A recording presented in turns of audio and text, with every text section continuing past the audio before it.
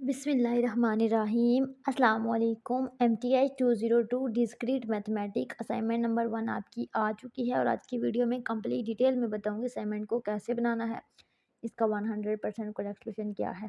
Total 20 number की assignment है और उसको आपने MS वर्ड फॉर्मेट में बनाना है। अच्छा, इसके इंस्ट्रक्शन को आपने अच्छे से रीड आउट करना है। सबसे पहले आपको कुछ कंडीशन गिवन है और आपको कहा गया है कि आपने ट्रूथ टेबल बनाना है और फिर आपने डिटरमिन करना है कि आर्गूमेंट वैलिड है या इनवैलिड है। ये आपके पास, अच्छा ये ना आपके पास हैंडआउट में ये चीज़ें सॉल्व आउट हुई हुई हैं।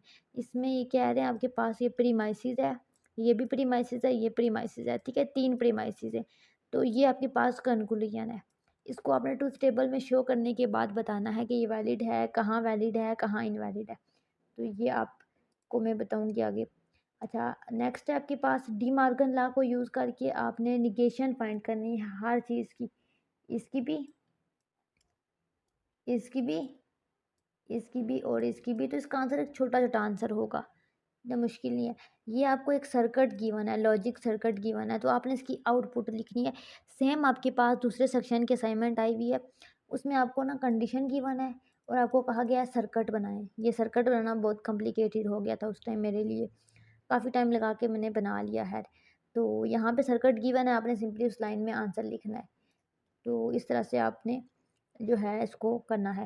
क्वेश्चन नंबर 4 में आपको कहा गया है कि आपने इसको प्रूव करना है इस चीज़ को अलजेब्राइकली। अच्छा, मैं इसका सॉल्यूशन शेयर करने से पहले बता दूं कि सब्जेक्ट की प्रिपरेशन से रिलेटेड अगर आपको कोई मसला है कि इसकी प्रिपरेशन कैसे करें, तो यूट्यूब पे मैंने काफ़ी वीडियोस डाली हुई हैं, लिंक मैं डिस्क्रिप्शन में ऐड कर दूंगी, आप वहाँ से देख लेना। बेसिकली ये सेक्शन इंचार्ज लरेब शाहिद की असाइनमेंट का सोल्यूशन है, ठीक है। जिनकी असाइनमेंट की सेक्शन इंचार्ज लरेब है ना, उन्होंने ये असाइनमेंट बनानी है। बाकी सेक्शन की भी इंशाल्लाह मैं अपलोड करूँगी। अच्छा, इसमें आपने ट्रूथ टेबल बनाना था, तो सबसे पहले आपको P, Q, R negation P negation R, ठीक है, जो चीज़ें फाइंड आउट करनी थी। तो मैंने प्रीमाइसेस को यहाँ पे रेड कलर से मेंशन किया। तो 3 प्रीमाइसेस फाइंड करने थे। कैसे फाइंड करते हैं, ये मैंने 3 प्रीमाइसेस फाइंड किए। अच्छा, इसमें ना आपने हैट कैसे फाइंड करते हैं, वी कैसे करते हैं, नेगेशन कैसे करते हैं, ये सारी चीज़ें मैंने बहुत डिटेल में एक-एक लेक्चर के अंदर समझाई हुई हैं। यूट्यूब में आप जाएँ, ठीक है, वहाँ पे मेरे लेक्चर देखें, वहाँ पे उसको प्रिपेयर करें सही से। जो पहले 5 लेक्चर है उसमें यही कह रहे हैं कि लॉजिक कनेक्टिव को यूज़ कैसे करते हैं। ये लॉजिक कनेक्टिव्स होते हैं बेसिकली, तो वो मैंने लेक्चर के अंदर एक्सप्लेन किए हैं, उसको आप देखें। अब प्रीमाइसेस के बाद ये कंक्लूजन आपने यहाँ पे आर वाला नेगेशन आर वाला कॉलम उठा के लिख दिया।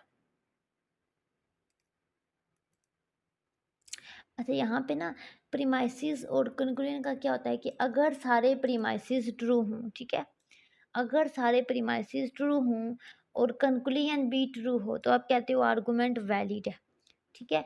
लेकिन अगर सारे प्रीमाइसेस ट्रू हों और कंक्लूजन फॉल्स हो, तो आप कहते हो आर्गुमेंट इनवैलिड है। तो यहाँ पे आपको सिंपली टेबल बनाने के बाद ना एक स्टेटमेंट में देनी है। अब आप हर रो का तो नहीं दे सकते, इसमें क्या है, इसमें क्या है, इसमें, तो आप रैंडमली कोई भी उठा के बता देती हो कि आर्गुमेंट इनवैलिड है। तो यहाँ पे देखें क्या कह रहे हैं कि आपके पास जो फर्स्ट रो है, फर्स्ट एंड थर्ड रो में, सेकंड रो में देखें आप, यहाँ पे टोटोलॉजी है सारा, ठीक है। यहाँ पे प्रीमाइसेस तीनों ट्रू हैं और कंक्लूजन भी ट्रू है, ठीक है। तो इस वजह से आपके पास आर्गुमेंट वैलिड है।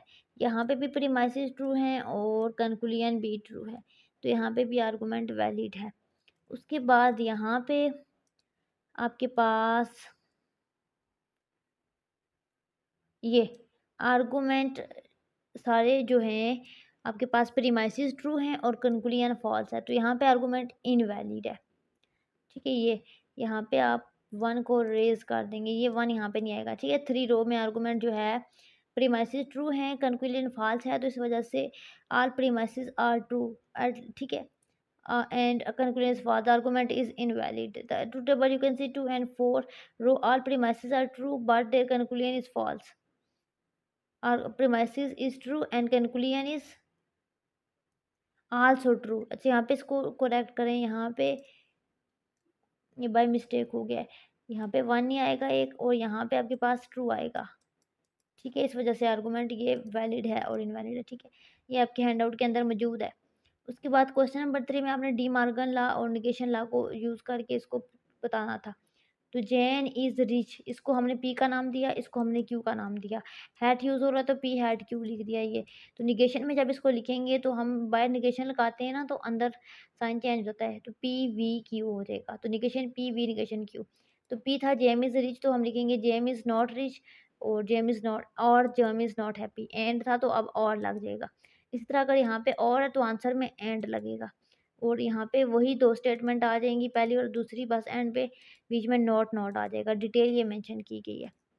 सेम यहाँ पे भी आपने मेई वॉक्स तो लिखेंगे मेई नॉट वॉक्स, ये नॉट वॉक्स।